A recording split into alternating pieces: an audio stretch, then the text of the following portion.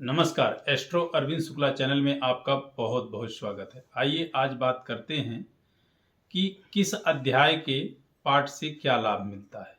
दुर्गा सप्तशती के किस अध्याय के पाठ से क्या लाभ मिलता है, अर्थात दुर्गा सप्तशती में जो आपके प्रथम अध्याय से त्रयोदश अध्याय तक हैं, तो किस अध्याय के पाठ से आपको क्या लाभ मिलेगा। जैसे कि दुर्गा सप्तशती में पता है आपको कि टोटल 13 अध्याय हैं और इसमें 3 चरित्र हैं, प्रथम चरित्र, मध्यम चरित्र और उत्तर चरित्र।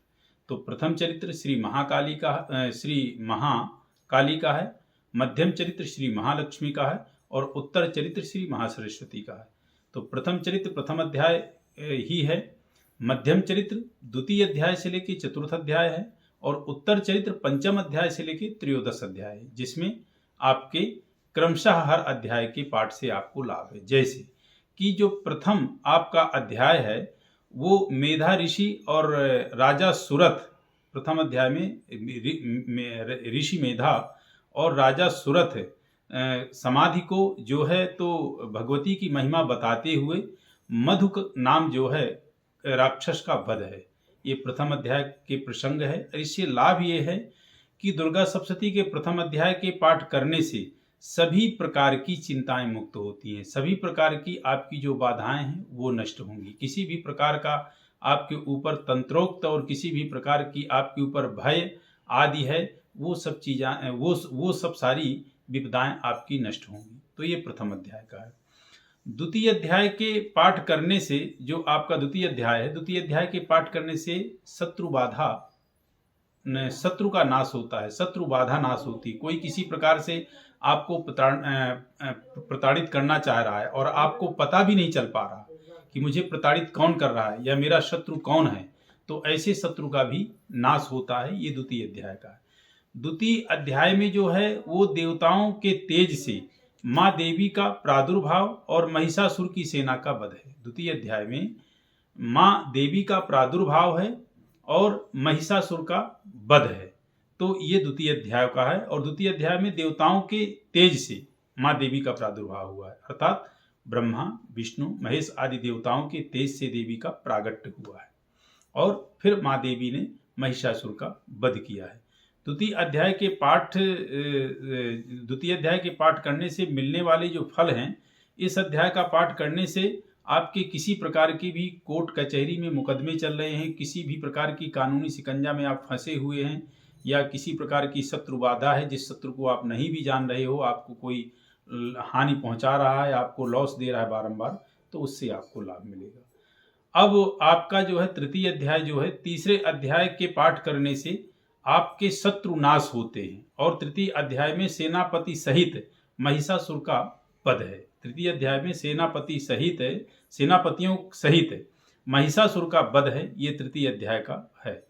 तो तृतीय अध्याय में आता भी है कि गर्ज गर्ज क्षणम मूढ़ा मधु यावत पिबाम्यहम मया त्वयि हते त्रय्वा गर्जिष्यन्तु सुदेवता। देवी ऐसा कहती है कि हे मूढ़, तू गर्ज ले क्षण मात्र के लिए, जब तक मैं मधु का पान करती हूँ, इसके बाद तुझे तो जो है मृत्यु आनी ही आनी है और फिर देवताओं की गर्जना होगी। क्षण मात्र के लिए गरज ले। चतुर्थ अध्याय जो है माँ जगदम्बा का चतुर्थ अध्याय में चतुर्थ अध्याय जो है माँ जगदम्बा की बड़ी कृपा है। जो चतुर्थ अध्याय है वो माँ जगदम्बा की इतनी अनुकंपा है कि माँ जगदम्बा की पूरी स्तुति गाई हुई है और चतुर्थ अध्याय के पाठ से आपको हर एक प्रकार की सफलता मिलती है। ऐसी कोई जीवन में सफलता नहीं है जो चतुर्थ अध्याय के पाठ से ना मिले। चतुर्थ अध्याय के पाठ करने से विशिष्ट लाभ होता है, जीवन में हर एक प्रकार की जो आपकी कमियां हैं वो पूर्ण होती हैं। चतुर्थ अध्याय में जो है तो इंद्रादि देवताओं ने भगवती की स्तुति की है। चतुर्थ अध्याय में इंद्रादि देवताओं ने भगवती की स्तुति की है और चतुर्थ अध्याय में तो ये कहता हूँ कि व्यक्ति डेली पाठ करे और यदि 1 साल तक पाठ करता है तो उसकी जीवन में किसी भी प्रकार की यदि विपदा है, उसको कुछ भी प्राप्त नहीं हो पा रहा, तो निश्चित रूप से 1 साल में उसको वह सब प्राप्त होगा जो उसको प्राप्त नहीं हो पा रहा था। अर्थात पूरी तरह से वो मंद हो गया हो, पूरी तरह से उसको विपदाओं ने घेर लिया हो, तो ऐसी स्थिति में बहुत अच्छे से आप भगवती के चतुर्थ अध्याय का पाठ कर, बड़ा उत्तम है, जिसमें कहा गया है शक्रादय शुरगणा निहतेति वीर्ये तस्मिन् दुरात्मनि सुरारिबले च देव्या तां तुष्टुवो प्रणतिनं शिरोधरांशा वाग्भिः प्रहर्ष पुलकोद्गम चारुदेहा दुर्गे स्मृता हर्षिभीतिमशेष जंतो स्वस्थै स्मृता मतिमतीव शुभाम ददासी। अर्थात इंद्रादि देवताओं ने भगवती की चतुर्थ अध्याय में स्तुति की है। तो ये एक ऐसा अध्याय है कि आप यदि इसका पाठ करते हैं, इसकी स्तुति करते हैं, यानी इसका पाठ करते हैं, भगवती की स्तुति करते हैं, तो ऐसी कोई वस्तु नहीं है जिसको आप प्राप्त नहीं कर सकते। जो आपका पंचम अध्याय है, पंचम अध्याय में माँ की भक्ति, शक्ति एवं कृपा तथा सभी प्रकार के मनोरथ पूर्ण होते हैं। जो आपका पंचम अध्याय है, पंचम अध्याय में देवताओं के द्वारा देवी की स्तुति चंडमुंड के मुख से अंबिका की, यानी चंडमुंड के मुख से अंबिका के रूप की प्रशंसा सुनकर शुंभ का उनके पास पहुंचना और शुंभ का उनके पास पहुंचना और दूत भेजना और दूत का वहां पे निराशजनक लौटना, ये पंचम अध्याय में दिया हुआ है। पंचम अध्याय में ये व्याख्यान है। और पंचम अध्याय जो है वो अपने आप में एक बड़ा विशिष्ट है। यहाँ से भगवती सरस्वती की जो है विशेष आपकी कृपा प्राप्त होती है। और जो पंचम अध्याय है, भक्ति, शक्ति एवं कृपा तथा सभी प्रकार के मनोरथ पूर्ण होते हैं। हर एक तरह की जीवन में जो विपदा है, परेशानियां हैं, वो नष्ट होती है। षष्ठम अध्याय में के पाठ करने से दुख, दरिद्रता, भय आदि सब कुछ दूर होता है। और षष्ठम अध्याय में जो है धूम्रलोचन का वध है। धूम्रलोचन नामक राक्षस है, उसका वध है। और जो आपका सप्तम अध्याय है, सप्तम अध्याय में चंड और मुंड का जो है वध है। और जो सप्तम अध्याय है, इसमें सभी प्रकार के मनोरथ आपके सिद्ध होते हैं। किसी भी प्रकार की मनोरथ को लेकर के यदि आप जो है सप्तम अध्याय का पाठ करते हैं तो सभी मनोरथ आपके जीवन में आपको प्राप्त होंगे और वो सभी मनोरथ आपके सिद्ध होंगे। अब बात करें अपन अष्टम अध्याय की। अष्टम अध्याय के पाठ करने से विशेष लाभ होता है, यानी वशीकरण। आप किसी को एक अच्छे विचार में अपनी तरफ आकर्षित करना चाहते हैं तो अष्टम अध्याय का पाठ करें। अष्टम अध्याय के पाठ करने से वशीकरण होता है।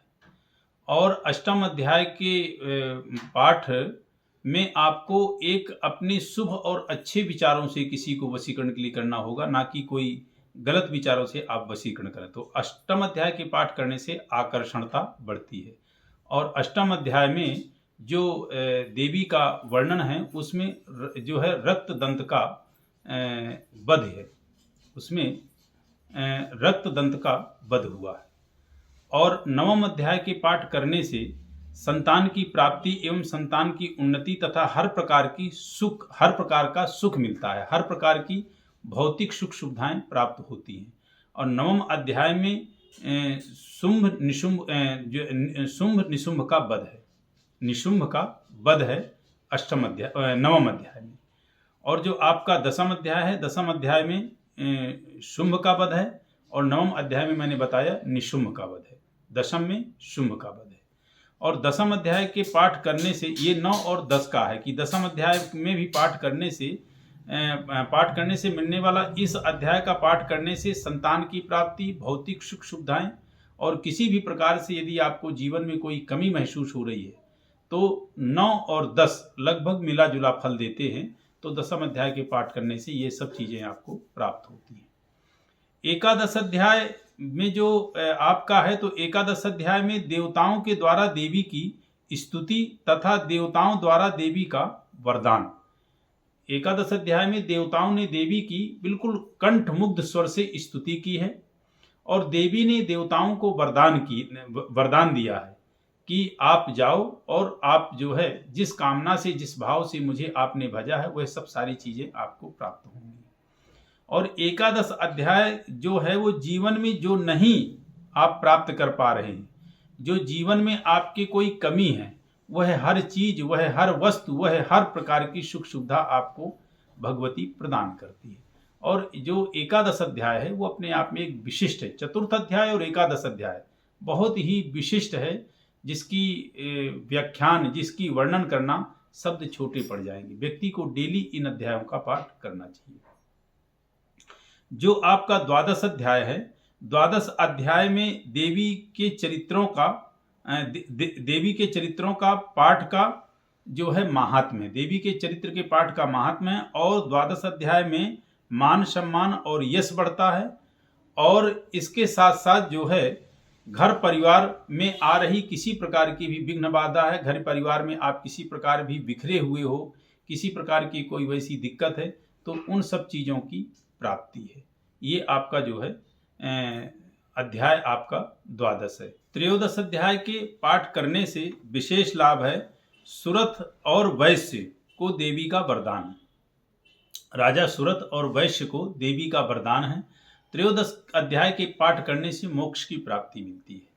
तो ये जो दुर्गा सप्तशती का पाठ आपको बताया कि प्रथम अध्याय से त्रयोदश अध्याय तक क्या है और किसका वर्णन है, किसका क्या चरित्र है, तो इसके विषय में बताया। और इस पाठ को आप करें, ऐसी कोई जीवन में आपकी कमी नहीं रह जाएगी, ऐसी कोई जीवन में आपकी अभिलाषा नहीं रह जाएगी जिस अभिलाषा को भगवती पूर्ण ना करे। अर्थात प्रत्येक अभिलाषा, प्रत्येक आपकी जो हृदय की इच्छा है, उन सभी चीज़ों को भगवती पूर्ण करेंगी। बस ये है कि आप बिल्कुल नन्हे बालक बन करके पाठ कीजिए और अबोध बालक बन के पाठ कीजिए। निश्चित रूप से आपको भगवती की कृपा प्राप्त होगी। नमस्कार।